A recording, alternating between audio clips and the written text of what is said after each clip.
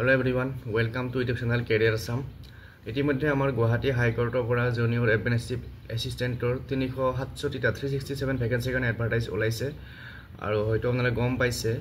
তো এতিয়া আমি ইয়াৰে সিলেবাসটো চাম আৰু অলপ প্ৰিভিয়াছ ইয়াৰৰ কোৱেশ্চন পেপাৰ এখন সম্পৰ্কে কিছু তথ্য চাম। গতিকে আশা কৰিছোঁ ভিডিঅ'টো শেষলৈকে চাব। যিসকলে চেনেলটো নতুনকৈ আহিছে ছাবস্ক্ৰাইব কৰি ল'ব।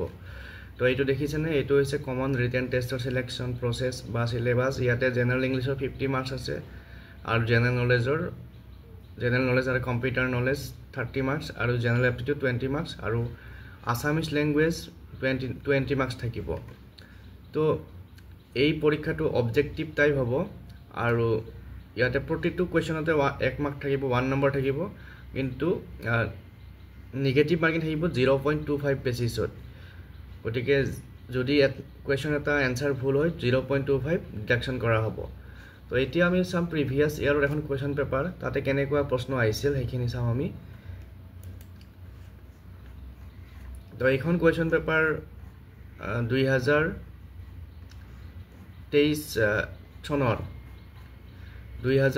চনৰ 1 অক্টোবৰত আমাৰ যি গুৱাহাটী হাইকোৰ্টৰ আণ্ডাৰত junior administrative assistant in the judicial academy of Assam, অসমৰ যি জুডিচিয়েল একাডেমি আছে তাতে নিযুক্তিৰ কাৰণে জুনিয়ৰ এডমিনিষ্ট্ৰেটিভ এছিষ্টেণ্টৰ পৰীক্ষা হৈছিল। আৰু ইয়াতে কেনেকুৱা কুৱেশ্যন আছে আপোনালোকে দেখিছে। ইয়াতে 120 মাৰ্কছৰ কুৱেশ্যন পেপাৰ আছিল, টাইম আছিল 2 আৱাৰ্ছ। গতিকে ইয়াতে প্ৰথমতে ইংলিছৰ কুৱেশ্যনখিনি চাওঁ। ইংলিছৰ কুৱেশ্যনখিনি এনেকুৱা আহিছিল, দেখিছেনে? KPS Gill has made a dossier of all those who had links with terrorists in Punjab. তাৰপিছত এতিয়া এই যিটো ডজিয়াৰ যিটো আছে, ডজিয়াৰ শব্দটো মিনিংটো ইয়াত উলিয়াব দিছিল, বা যিটো ইটালিকত লিখা আছে ইয়াতে আছে এটা ডেভিয়াছ, ইয়াৰ মিনিংটো উলিয়াব দিছিল। গতিকে যিসকলে এই গুৱাহাটী হাইকোৰ্টৰ এক্সামটো দিম বুলি ভাবিছে তেওঁলোকে গুৱাহাটী হাইকোৰ্টৰ ৱেবছাইটত যাব, গৈ পেলাই প্ৰিভিয়াছ ইয়াৰ কুৱেশ্যন পেপাৰ ছেকশ্যনখিনি চাব। তাতে আপোনালোকে এই পেপাৰখনো পাব। আৰু ইয়াৰ লগত ইয়াৰ আগতে যিবিলাক LDC বা LDA যি এক্সাম হৈছিল আমাৰ অসমৰ বিভিন্ন ডিষ্ট্ৰিক্ট কোৰ্টৰ নিযুক্তিৰ কাৰণে, সেই পেপাৰকেইখনো চাব পাৰে। গতিকে এইখন জুনিয়ৰ এডমিনিষ্ট্ৰেটিভ এছিষ্টেণ্টৰ পেপাৰ আৰু ইয়াতে ইংলিছৰ এইকেইটা কুৱেশ্যন আছে। তাৰপিছত এইবিলাক আছে অপজিট মিনিং বা ডিফাৰেণ্ট মিনিং বুজোৱা কুৱেশ্যন। তাৰপিছত নেক্সট এনেকৈ ইংলিছৰ এইবিলাক কুৱেশ্যন। ইংলিছৰ কুৱেশ্যনবিলাক আপোনালোকে অলপ ইংলিছটো প্ৰেক্টিছ কৰিব লাগিব বা ৰিডিং কৰিব লাগিব,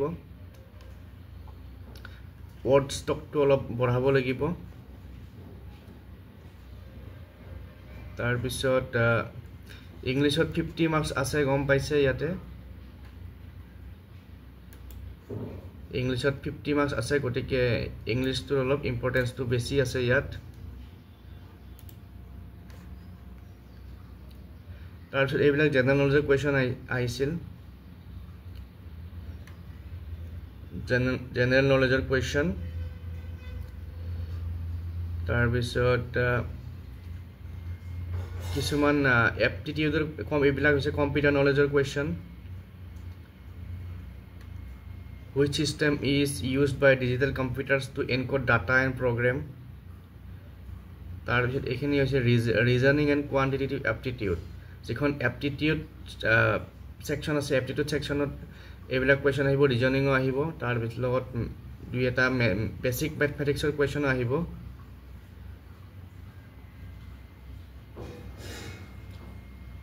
আৰু এইখিনি অসমীয়াৰ প্ৰশ্ন আহিছে। এইবিলাক তলত দিয়া শব্দবিলাকৰ সন্ধি বিচ্ছেদ কৰা, সন্ধি ভাঙা, যিখিনি আমাৰ বেছিক গ্ৰামাৰ সেইবিলাক, আৰু তলত দিয়া ফকৰা যোজনা, খালী ঠাই পূৰণ কৰা, অতিভক্তি স্বৰৰ লক্ষণ, এইবিলাক।